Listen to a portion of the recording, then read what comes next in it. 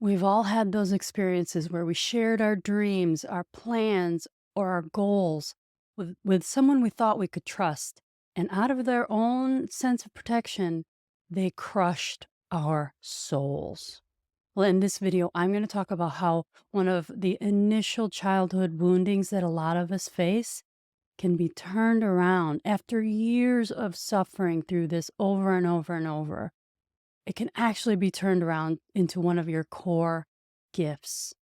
If you ever wondered why my content seems to be a little bit split between, hey, this is a spiritual aspect of energy healing, channeling, tapping into your intuition, versus this other side where I talk about, come on, light workers, let's get your businesses going. Can we monetize? Can we do this? Can we do that? Yes, we can, and the reason is I have just always been an encourager. If there was anything that I love being known for in my little circle of influence or my little world, it's that I encourage people. And I encourage people for a variety of reasons that I won't get into quite yet. But I was just listening to this one interview with Arlen Hamilton. Amazing. Oh, that'll be a rabbit hole for another day. But what it reawakened in me was just really understanding that part of what drives me so much, even though it's hard, even though it's got its challenges, what drives me is knowing that I'm not the only one suffering in a job that I don't like. I'm not the only one who feels like I don't feel this way currently, but I'm not the only one who felt trapped in that whole 9 to 5, 312s, whatever you want to call it. I'm not the only one who's felt like, well, this is my best option, so I have to keep doing it, and I guess I'll have to put off the other stuff until some other day.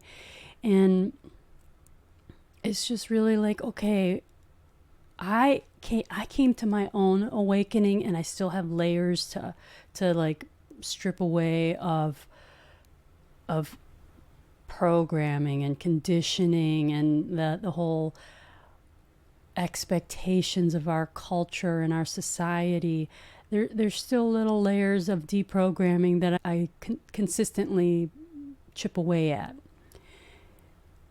But I've come to this place of freedom, at least mentally so far. Like psychologically, I know that we were all made for something better.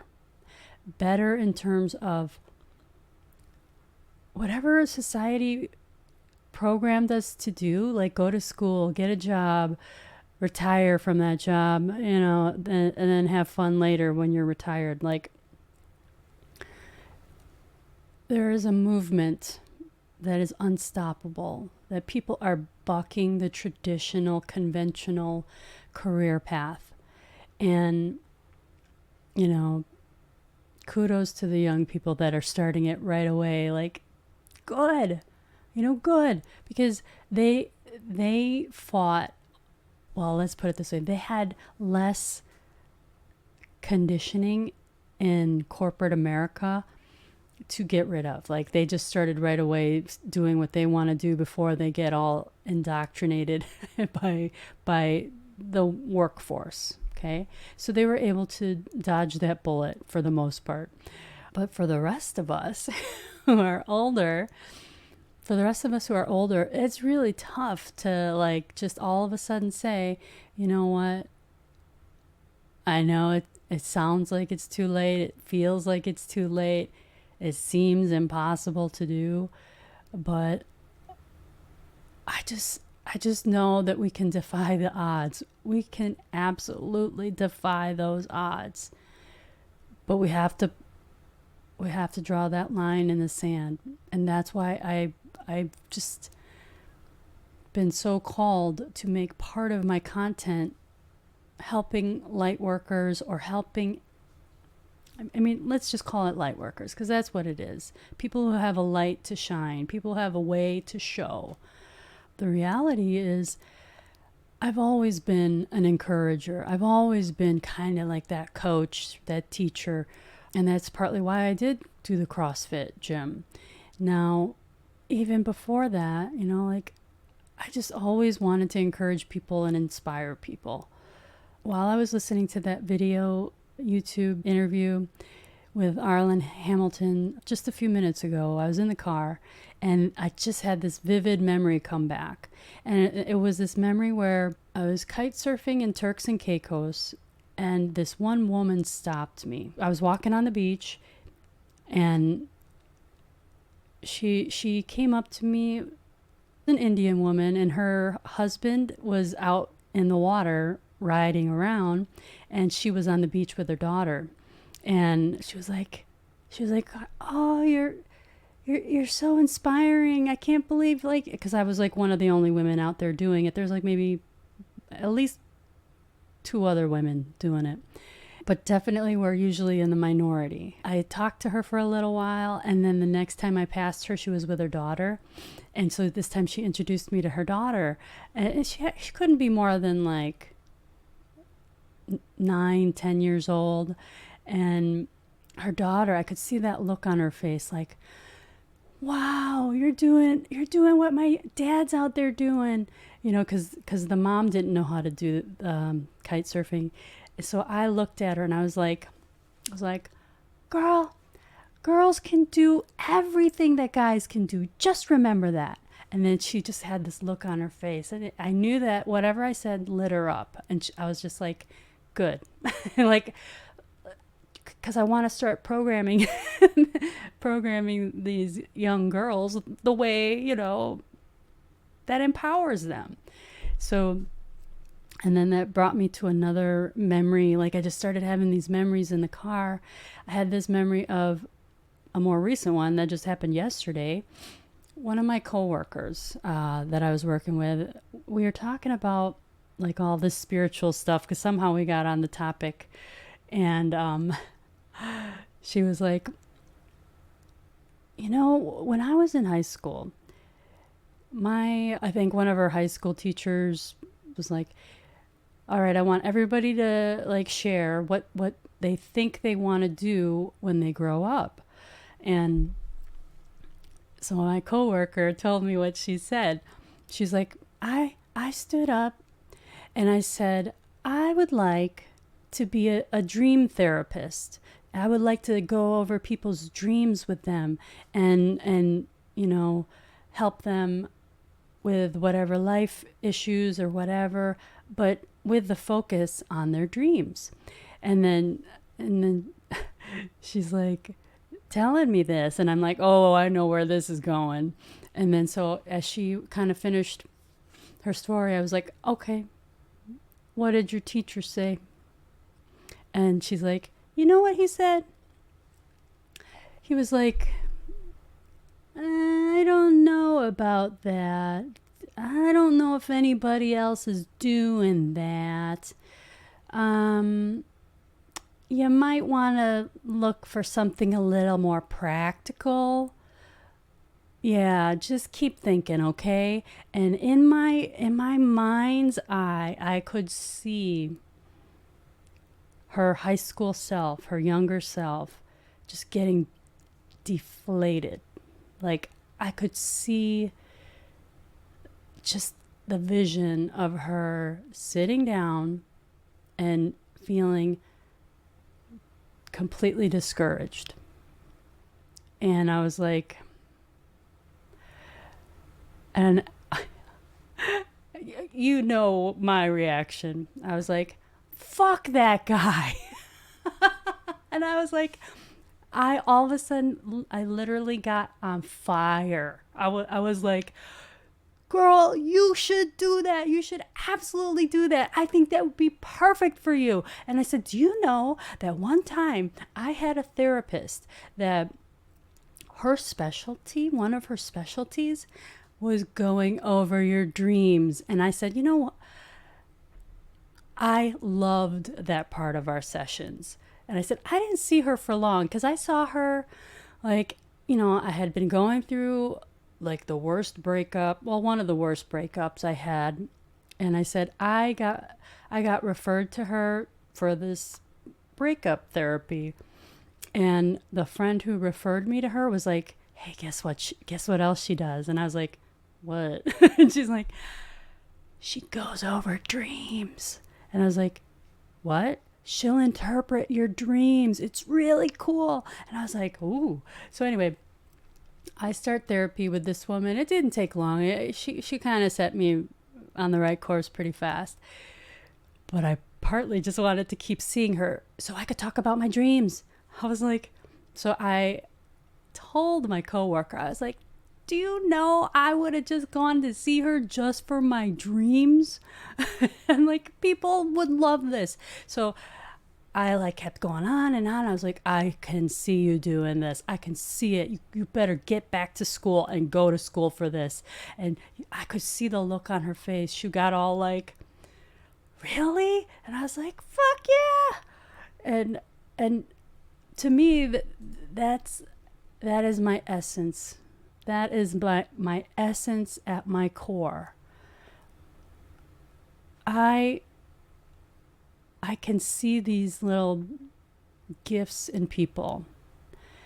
And I know that little spark will quickly get extinguished if they don't get some encouragement. And so that's like the big reason why I split my channel content, like, because I want to make sure you can absolutely do whatever is truly in your heart. Like, can you do everything in the universe? No, let's not get crazy. What I mean is, if it's truly in your heart, that thing that just won't die, that thing that you're so obsessed with that, oh, if I could only figure out a way to do it. But I have bills to pay. But I don't know how. Girl, we all feel that way. We have all felt that way. You just have to get a little bit closer and keep filling your mind and hearing these stories of other people that have done it. Oh God, it's such a passion of mine. So that's why I split content, and that's why I kind of make videos about trading, because I know part of the thing that stops people from pursuing their dreams is they don't have the money to do it. Like, that's why I still work my job, so I could pay the bills and fund my entrepreneurial pursuits and my entrepreneurial education. That stuff takes money. I mean, you can look for it on YouTube, like, clearly you can, and that's part of why there is this passion project of mine to put out all of this content. And I am starting a podcast. Not really sure how to do it, but I am in mentorship, like a little membership program with Pat Flynn, epic guy who so generous, so smart, and he's leading an accelerated cohort to do their podcast launch. So I'm in the middle of doing that while I'm in the middle of trying to figure out a 12-week offering for my other thing. And while I'm in the middle of trying to do sessions, while I'm in the middle of working, 40 something hours a week. It's a lot. But at the same time, it is like that bigger calling. And this is the thing. Okay. I had a business mentorship session, I want to say not this Friday, but the Friday before, with Corinne Grillo, and she's the one who taught me all the channeling and, the deep intuition skills she brought out of me. We were doing a business mentorship group class, and in it, when it was my turn to ask the question, like, a lot of the people in the class are focused on sessions and getting their first paid sessions. And when it was my turn, I was kind of like, I don't want to focus on sessions. I don't want to do sessions. You know what I mean? Like, I do, but I don't. And this is why I told her, I was like, I just have this bigger vision to ignite the Lightworkers to actually pursue their using their gifts and putting them out into the world. That is my real passion, and that is my real focus right now. And I think she was partly like, oh my God, what am I going to do with this one? Like, she wasn't discouraging, but she was definitely like, okay, this one is on her own little pathway, right? Which is fine, you know. And she did offer some really good words, so I'm not knocking that at all. It's just what I'm trying to bring up here is the fact that if I was only focused on creating one-to-one sessions and having that be like my main business model or business mission, I wouldn't do half the shit that I'm doing now.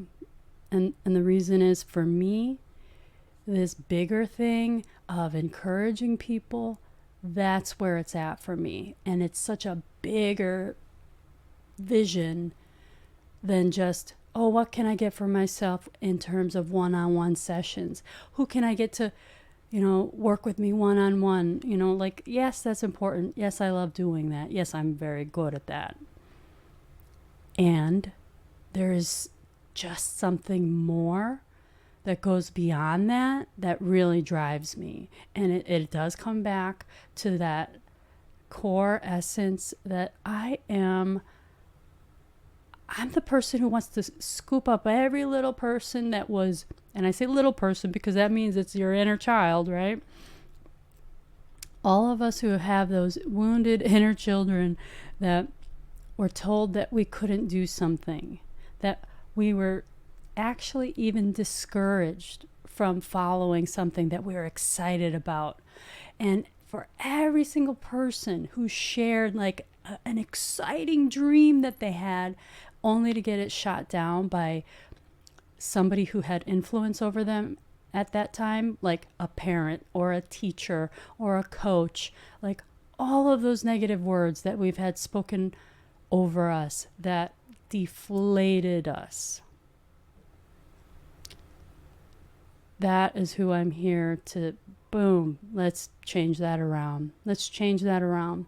Because there aren't enough people in this world who are authentically there to tell you that you can do it. Please, you gotta believe me. You can do it. Whatever that person said that, oh, you can't do that. How would they know? Those are usually the people that haven't done the scary thing. They've done the traditional thing. They've done the conventional thing. And like, yeah, that was my parents. They, I was born in the Philippines. Is that not first generation immigrant? Right? My parents, I'm thankful that they did what they did, and they provided and got us to a whole level of life that would not be happening now if we were still there. And at the same time, that conventional, traditional philosophy that they followed, that was rooted in a different time. And that was rooted with the backdrop of scarcity and fear. So they tried to basically save us from that by programming us with fear. You have to go to school. You have to get a job. You have to do. No, what are you doing this business thing? What are you doing this business thing for? You couldn't even sell your high school calendars. Yeah, you couldn't even sell those chocolate bars. What do you do? what do you think you're doing? All the deflation, all of the, well, how much money have you made so far? Well, what is your, all the deflating conversations. And I've forgiven him since then, but one time my dad was like, I said to him, I don't want to go back to nursing. I hate it. It's like right after I sold the CrossFit gym. And he's like, I think most people hate their jobs. But that doesn't mean, I forgot exactly what he said because I've kind of blocked it out of trauma. But it was basically like, so what, you hate your job? Most people do. And I was like, wow, thanks for the pep talk. And it was basically the quit your bitching and get back to work. Like, who cares if you're happy? And I've just spoken to too many people to know there are so many people being miserable in their jobs, in their status quo.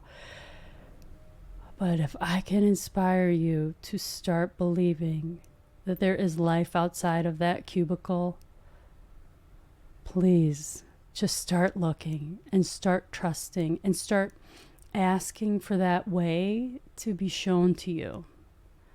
I'm a big believer in the subconscious mind. I mean, that's why I took hypnotherapy and did all that subconscious mind work. When you go to sleep at night,